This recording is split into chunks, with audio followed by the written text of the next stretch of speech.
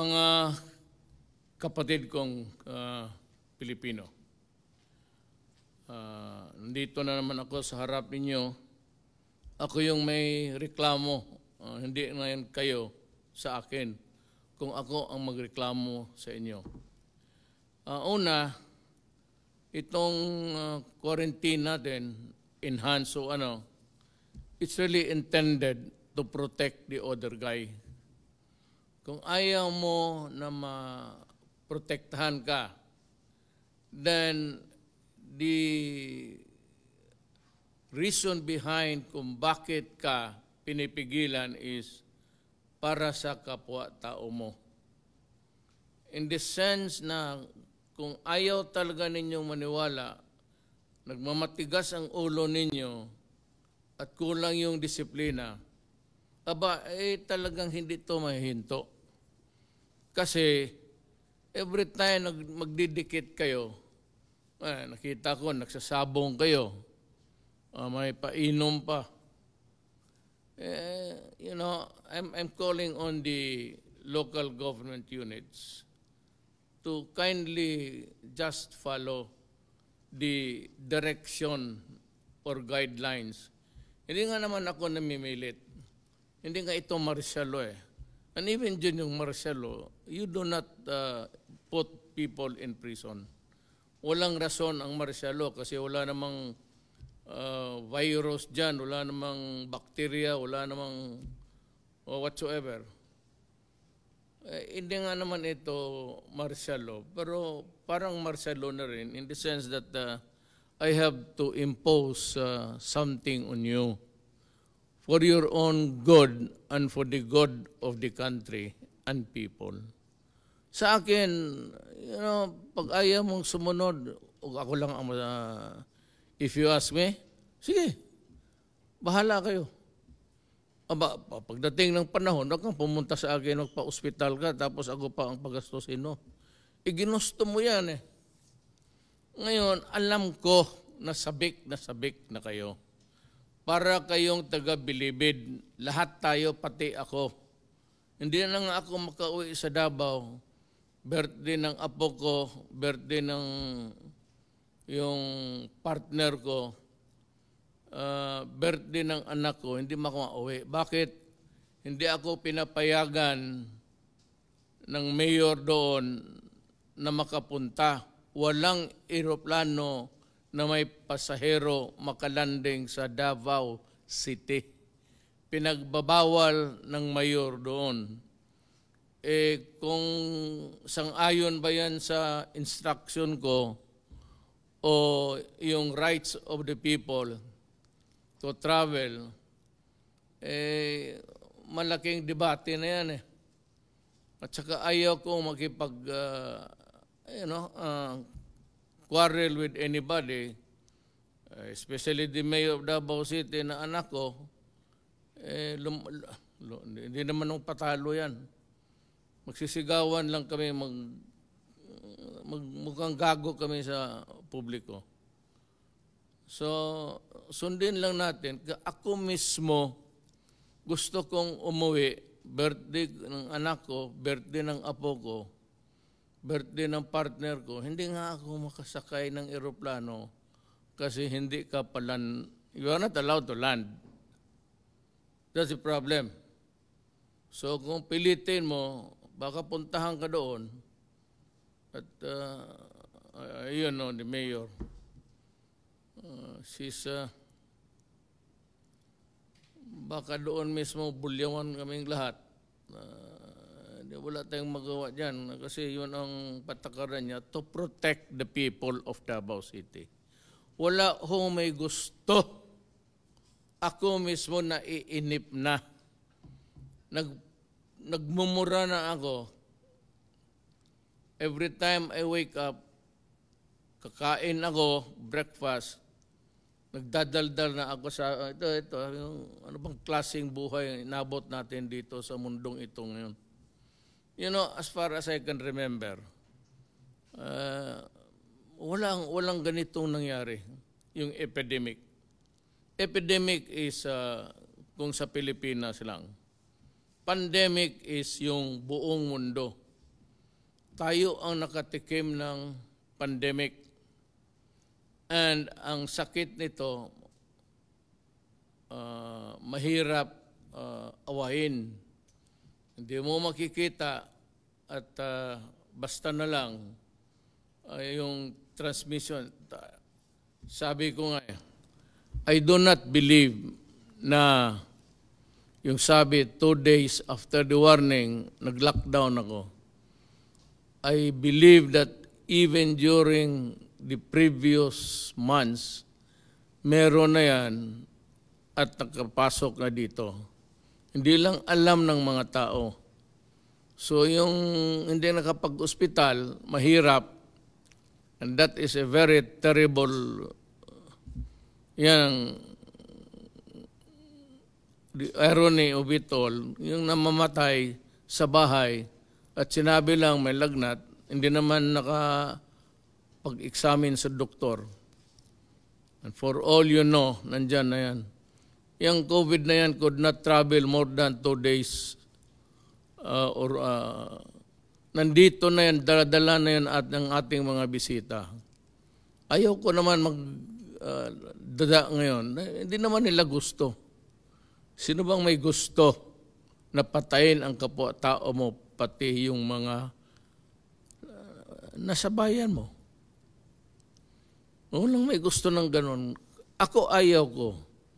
Po nakikita, kunting panahon na lang.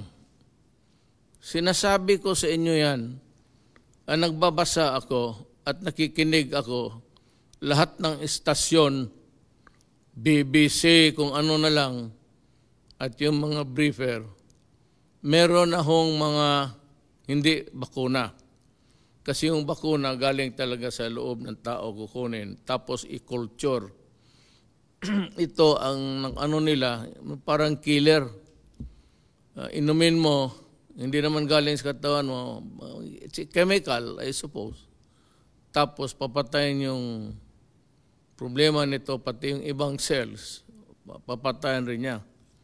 That could be a problem. But the experiments are getting into a high gear. Baka makakita tayo ng lunas in a few days. Once there is yung ma-perfect nila, and they are ready to market the medicine, I will lift immediately. Not even a single moment of delay. Tatanggalin ko yan kasing inip na talaga rin ako ng itong mga local government units. I'd like the DILG to investigate sino ang pasabong pati yung nagiinuman. Alam mo, sa totoo lang, yung kayong nagsasabong pati nagiinuman, ibig sabihin may pera kayo. Kaya ko pinapaano kung saan Do not expect any help from me. Sabihin ko talaga. Yun ang huli. Sorry na lang. May pera pala kayo pang sabong, may pera pala kayo pang inom. Di ibigay ko na lang. There's not enough to go around. Hindi talaga magkasya. We're getting low sa supply ng pagkain na. Ilang araw na yung buong Pilipinas pinapakain mo. 18 million families. Sa isang pamilya, ilagay mo na lang 4, 5. Ilang bunganga, yan. Yung counting natin na pamilya, in a family, magtanong tayo ilan sila. Kaya yung assistance binibigay ng gobyerno, dapat talaga gamitin ninyo sa wastong paraan. Now, for those people who are identified by the barangay captains and the mayors who are violating the quarantine, pasensya ho kayo. Help would not... kung gano'n may pera pala. So, kulang na kulang ibigay ko na lang talaga sa yung nangangailangan at wala nang mapuntahan. The thing is, you must not reduce the population into something like they are hopeless. And alam mo, itong mga nagbabatikos naman, there will always be a time for everything. And I hope that the next time, apang magsabi ako, maniwala kayo. Kasi po ako sabi, walang politika, hindi na po ako makatakbo. First and last ko to. And then but for the sake of the country, I will identify yung mga Pilipino na walang ginawa kung hindi magbatikos, maghanap ng mali, para lang may masabi at marinig sila ng mga tao. Yan ang iwasan ninyo. Yan yung naglalaro ng politika. At for so many years, ilang taon na sila nandyan, puro posturing, porma, choy, pretty boy. Marami yan. So may mga babae rin na yak-yak ng yak-yak, wala namang ginagawa. Sa panahon nila, puro corruption. At mamakalinis. Huwag ko kayong makinig dyan. Dito kayo makinig sa gobyerno. Total, ako ang nagdadala. I'm telling you, we're doing everything honestly. Hindi kami humahawak ng pera.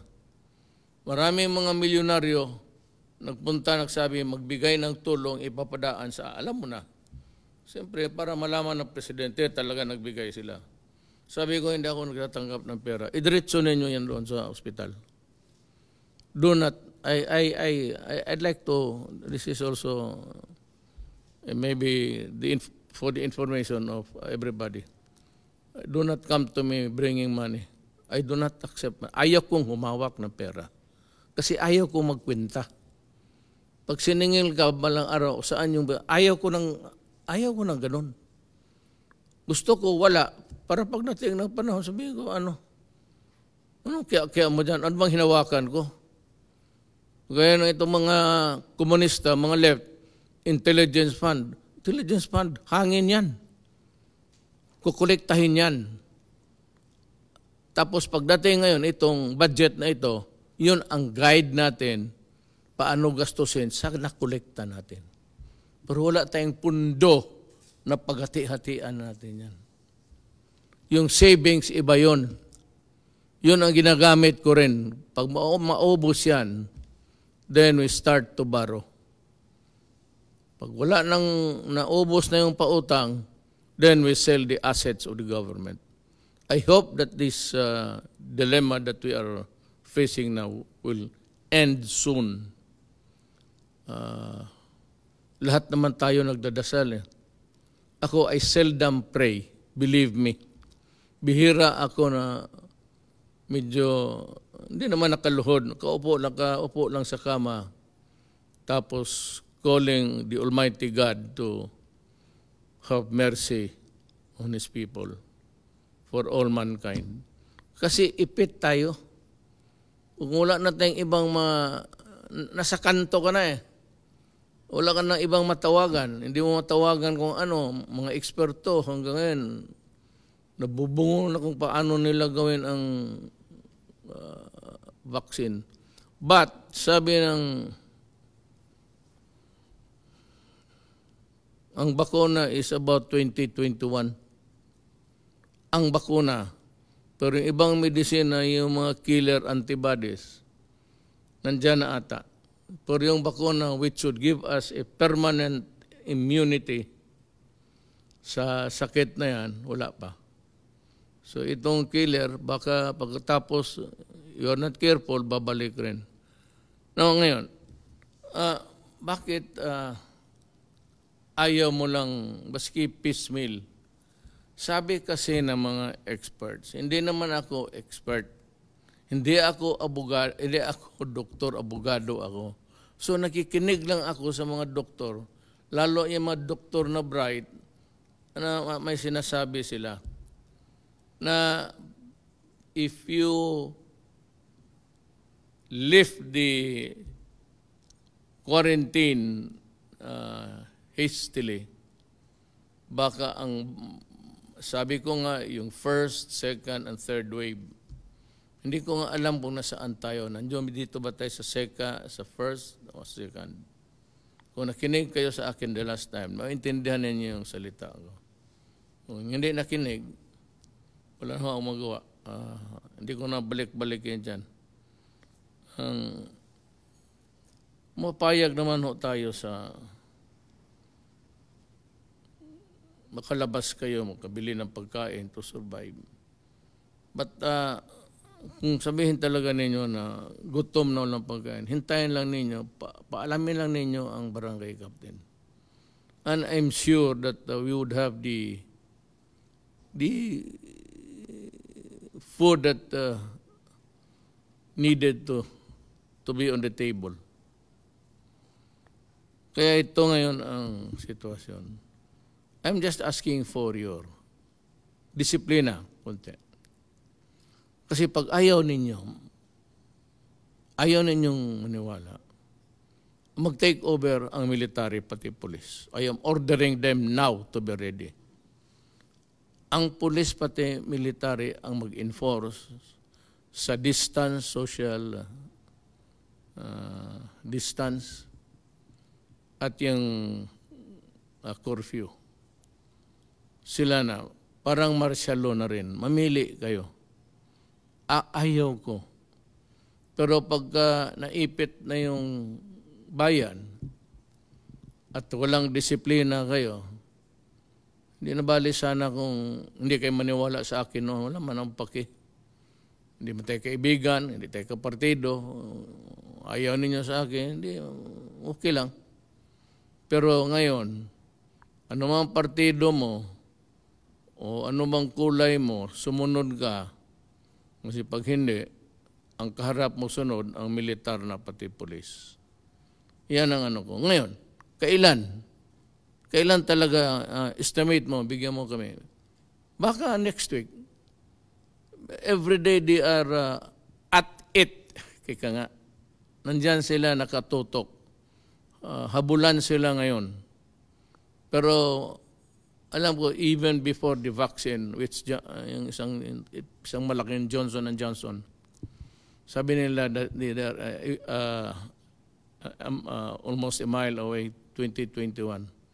Yung iba naman nagsabi that kung matsambahan nila, baka matsambahan nila, may medical studies na sila, clinical studies. Kung yung binigyan nila ng 50 persons, lumusot lahat na may COVID, baka swertihin tayo. Swerte yan ng kumpanya, swerte ng tao sa mundo. Ngayon, ang ating total, kita mo ang ating total, it's 5,660. Ano na lang kaya kung hindi tayo nag-lockdown? Dikit-dikit kayo sa MRT, nakatindig, nakapatabi, mag-ubo. Ano na lang kaya yun sa mall? Ano na lang kaya ang mangyari kung yan sa palengke? May mga palengke dito, okay lang. Survival to, pati kakain. So people will have to go to the palengke to buy food. Isa-isa na lang, magsakripisyo ka ng isa, huwag naman kayo lahat lumabas. Magsakripisyo ka lang ng isang tao sa pamilya ninyo. It could be your husband. Pero yan lang, pagka nagkasakit, at least isa lang. Kisa magsabay kayo lahat, baski doon sa bahay, huwag kayong, lalo na kung may ubo, i-isolate mo na siya. Kung isa lang yung kwarto ninyo, di doon siya sa kanto. Maglagay kayo ng kumot dyan, latag mo dyan sa lugar niya para at least yung ubo niya. Dali naman yan. Yung ang panyo, lagyan mo lang alcohol, doon mo ibuga. Okay na siguro yan. Yung wala ng iba na kwarto ninyo, bili lang alcohol, mura. At least you can afford it. Sabi ko nga, kung ano lang, kamay-kamay lang, walang problema yan. Maglagay ka lang ng drum dyan, puno ng gasolina. Ilagay mo lang yung kamay mo dyan. Patay na yung... But these are things which we think that we'll have to resort to. In extremis, ika nga yung wala na. Ngayon, ang maganda nito, kasi 5,660 cases, ang 435 naka-recover. Ang 362 patay. Yan lang sa Pilipinas. Ewan ko sa probinsya, I do not have the, maybe this is yung data dito is all over the Philippines. Kaya hindi ko masisi yung anak ko na pati ako. Akala ko nagbibiro eh. Nung una sabi ko, uwi ako. Tapos sabi, tumawag kay Bong, sabihin mo kay Mayor, kaya hindi ko siya papayagan mag-landing. Siyempre, kung puntahan mo yung tower, tapos sabihin, wag mong palandingin yan, wala tayong magawa. Yung tower, hindi magbigay ng go signal for you to land.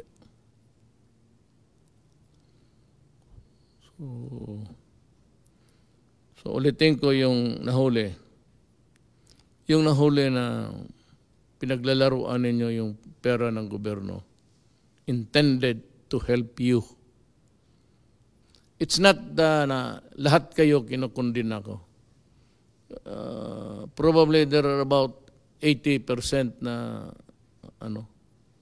Pero yung 20%, mga tarantado talaga. Ang problema, kung yung pamilya na yan, yung asawa, kasali sa 20%. So magsusugal ako ngayon. O para sigurado, ang pera hindi masugal, hindi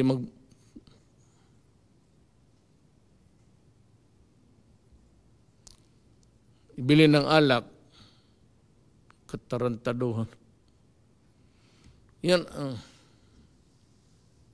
alam mo sa totoo lang kung maharap mo ako, maniwala ka hindi, sapakin kita. Totoo lang. Ngayon kang lumaban ka, pasensya ka.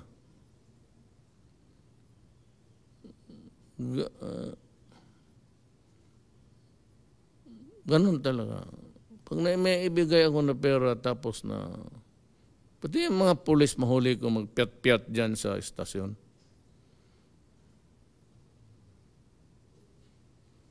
Tagdalawang suntok yan. Maglilinya yan. Kakala mo ang yaman ninyo, susugal kayo. Kulang na nga ang pera, buti ngayon, dublado na, isugal pa ninyo. At saka yung mga gagong pulis na sasabungan lang palagi.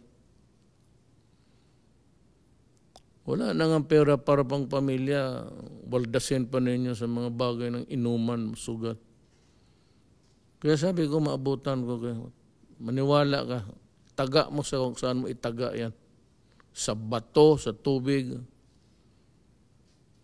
talagang sapakin kita.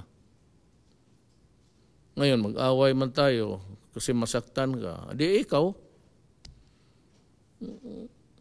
anong gusto mo?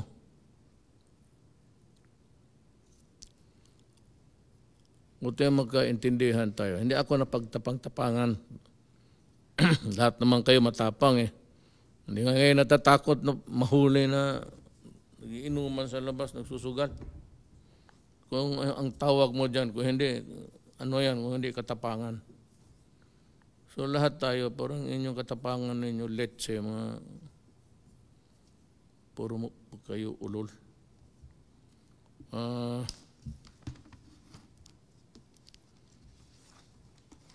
Itong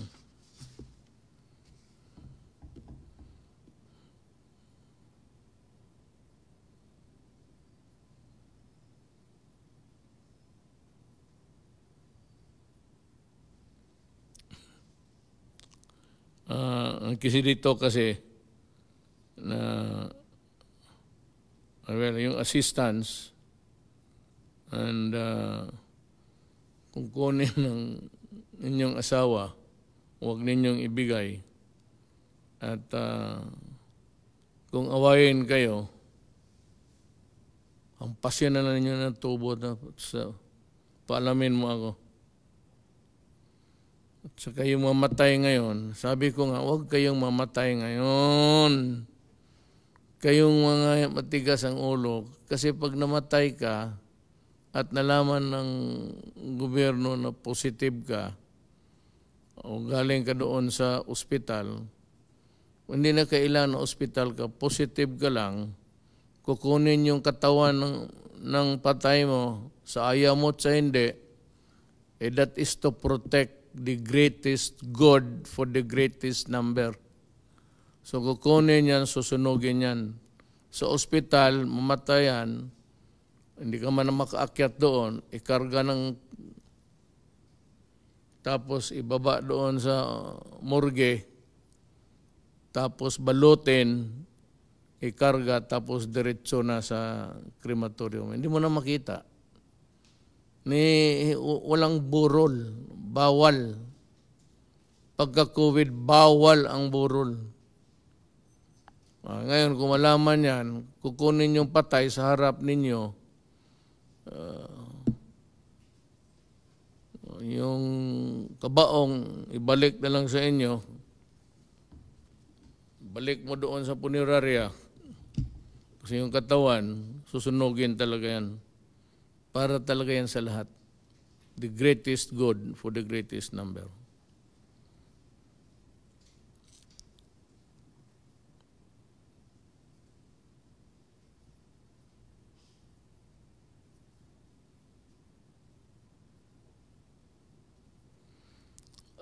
Gobyerno lahat. Hindi kayo makapili ng crematorium. The procedure as outlined by the Department of Health, hindi sa amin, masunod talaga. Ito namang may-ari ng crematorium, may I ask you to maintain yung presyo ng cremation before, ante-quarantine. Ibig sabihin, yung presyo na wala pa tayong problema, yun ang ibigay ninyo. Nakikiusap ako. Total negosyo yan eh. Kumikita kayo ng pera, sunusunog yung katawan. So, ngayon, kung taasan ninyo yung presyo, tapos iiwan ko yung patay dyan sa inyo. Sabi, sunog, magkano, ito. Tapos sabi ko, huwag niyong taasan ninyo. Tapos magsabi sila, tawag sa akin, Mayor, ayaw man, dito yung presyo nila. Sige, iiwan niyang patay dyan. Iiwan niya sa hagdanan nila. Bahala na sila niyan. Tsaka itong hospital, alam ko delikado. Alam ko in ordinary times, talagang unreasonable. But I said we have a crisis and it's killing people. Ngayon, pag sa ospital, wala kayong kwarto na na segregated for COVID patients because doon sa ibang hospital sa ninyo gustong dalhin, mahirap yan. You better, pagka ganon, maghanap kayo ng kwarto dyan sa labas, ilagay ninyo yung pasyente doon. Or, bahala na kayo. It's up to you to maybe really yung hatiin mo yung isang ward, tapos sirahan mo at institute the measures to protect the people, including the health workers. 9 hospitals ang nagtanggi. Mahirap siya ito, maghanap ka pa ng Tagalog. There are 9 hospitals who refuse to accept patients. And therefore, we are calling, not after the COVID crisis, but I'd be asking today the Department of Health to start the investigation. And I'm sorry, but there are rules to be followed. And when you begin to the rules, yan ang ganun tama, kakaproblema tayo. Hospital kayo, you are the sanctuary of the sick. You do not choose the ailment of the patient you are accepting. It is not just simply not within your power. Morally, kaya maghanap kayo ng paraan kung how to deal with the problem because you are a hospital. But sabihin mo na papasukin mo, mahawala, then that's a problem. You might want to start asking questions, build a tent there somewhere, doon muna ilagay, then you can determine. And I'm sure it will not be unreasonable. You're also trying to protect everybody in the hospital, including the sick patients. So I can understand. You can build a makeshift thing plus tent or what, and you can do the investigation there. Well, at a distance. But whether or not it is really enough, that is your problem. You're a hospital. So kung hindi mo kaya maging hospital, sasarahan na lang kita.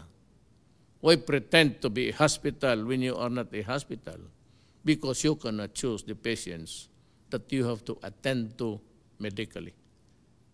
I hope I have made myself very clear on this.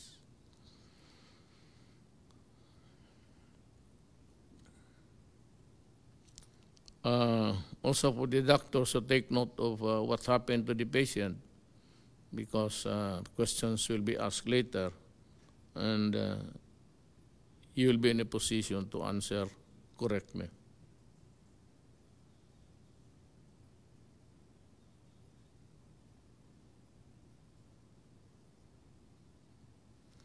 Yung tao na hinuli, you have to, I know that the police, military, and everybody else, for that matter, just want also to enforce the law. But kung yung tao naman nakita mo and you are satisfied with the explanation, kung nagdala ng carrot saan niya nakuha para pakain sa pamilya, sabihin mo saan siya nakatira. And kung hindi na wala namang sakit, for the police to ipasa na lang. Kung taga Tondo, ganun, ihatid mo sa boundary, tawagan mo yung police doon na ihatid ninyo sa, kasi nakatira sa dyan sa Tondo, kayo na maghatid. And let the barangay captain know, inform him of the situation, that there's a guy here, family was not eaten for, tulungan na lang natin.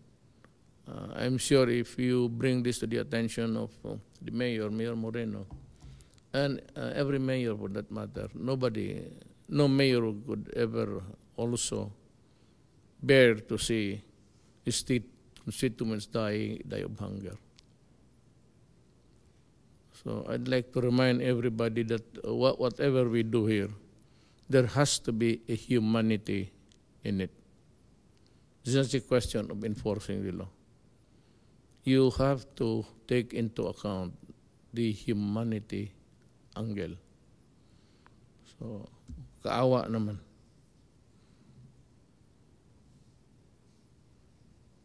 Konting tiis lang, sabi dito, kunting tiis nga, ako mismo, sabi ko sa iyo, 3 birthday. ang masakit sa akin kasi ang nagbawal sa akin mag-land ang anak ko. So sa panahong ito, kung ano yung pinapaira nila na batas, wala akong magawa. Because they're trying also to protect the people of Davao City. It might be a very noble gesture, but it can sometimes be cruel. Because people from the outside cannot enter Davao. Maybe you are allowed to leave, but to enter, wala na pati yung mga bus galing Bukidnon, North Davao, Del Sur, Occidental. A lot of those residents may mga anak, nag-aaral. Ang problema, may lockdown. And you know, I have to admit it. This thing about sequestration or quarantine is a cruel. It's a cruel action by the government. Hindi madali ito. Pati ako nasasaktan. Problem is, kung magdikit-dikit tayo uli, palabasin ko kayo lahat, magsakay na naman kayo ng train, lalo na nga, marami ng puntahan kasi ilang araw na bara. Magdikit-dikit na naman tayo, isang ubo lang, haros yung... Kasi kung hindi ko nilockdown ang Pilipinas, no? Kita mo yung mga bansa na, hindi naman, I don't know if it's kayabangan rin ng mga leader. Ayaw. Dito tayo ang nauna sa Asia. Tayo talaga ang nauna sa Asia. Maybe, hindi naman ako nagyabang, maybe because I was really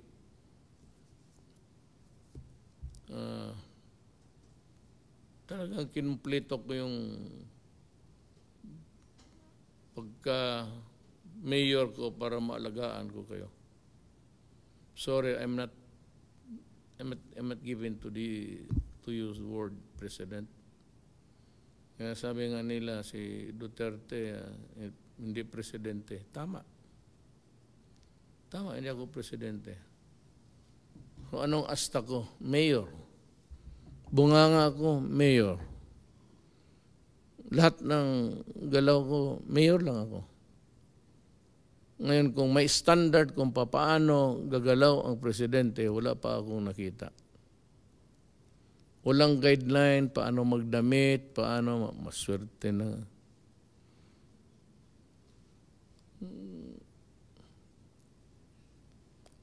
Wala. Pero ito yung, ako yung si ako.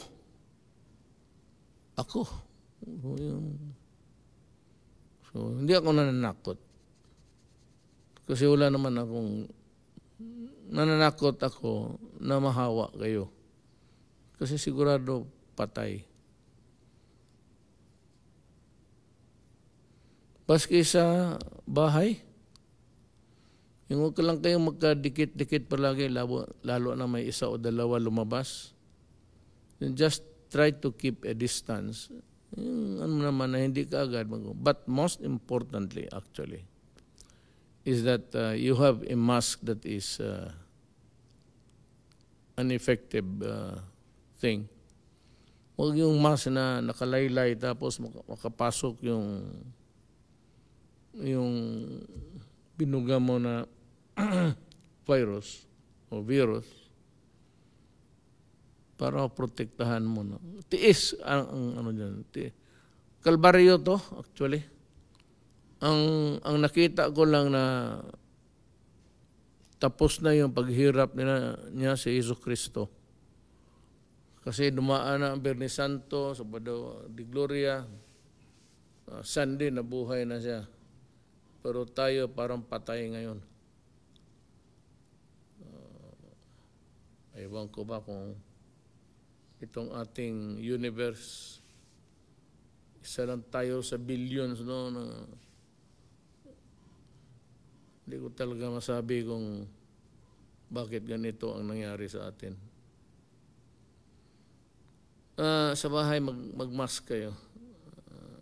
Siguro naman may namigay na ang pagkawala. Maghintay kayo because talagang biglaan ito all over the world. Yung kanilang patay is maabot na ng 25, maabot araw-araw. Ang patay nila is the other day sa America, I think, was 2,000. Mahirap talaga. Buti tayo ganito na. Dahil nga sa, hindi akin yan ha. Baka sabihin mo, napakahusay ni Duterte kasi nag-lockdown.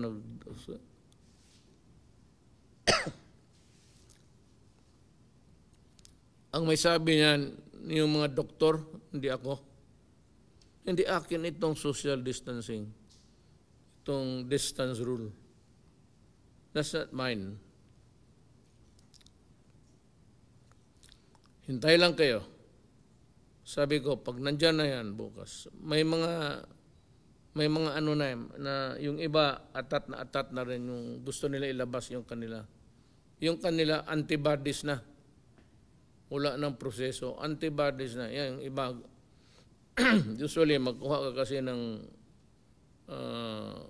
doon sa patay, kunan mo ng dugo niya, i-inject mo doon sa kabayo. Yung kabayo, kaya niya ng yun ang inject mo, dandahan sa kabayo rin. Huwag naman bigla, kasi magka-COVID talaga, biktima yan. Dahan-dahan lang, handang ma-immune. Pag marami ng antibodies yung kabayo, doon na kunin yung maraming, dumaan na yan ang kabayo. Gaya ng kagat ng ahas. Kaya sa Mindanao, maraming ahas.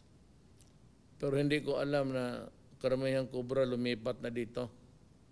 Nakita mo nagdadaldal. Ayan ang mga kubra. Walang ginawa kung hindi maghintay, magkagat.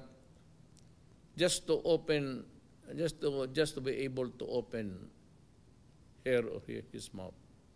Para sabihin, alam lahat. Tangay may mga tao dyan na sa Kongreso, lahat.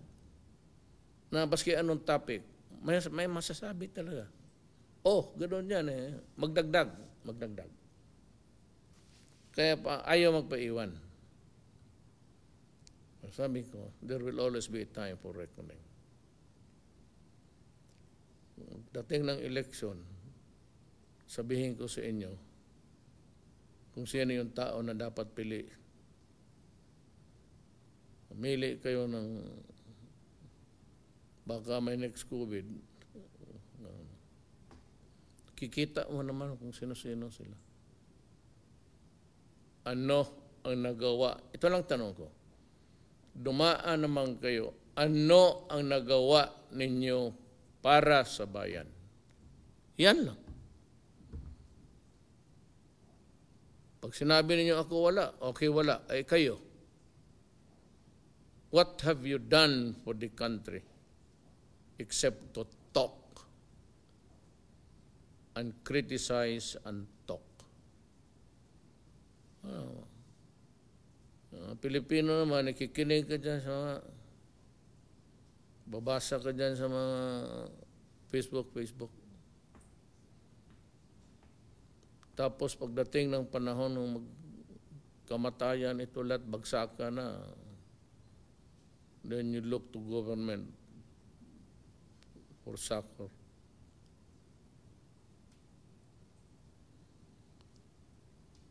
So yan lang ang maibigay ko sa inyo. Kung ano ninyo gusto, kwentuhan ko kayo sa anong gusto ninyong kwento.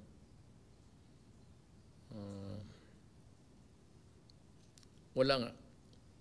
Not in the last generation, even during the war. Sabi nila, matatanda. Ngayon lang talaga sila nagkaroon ng experience na ganito. Tako tayo sa bahay.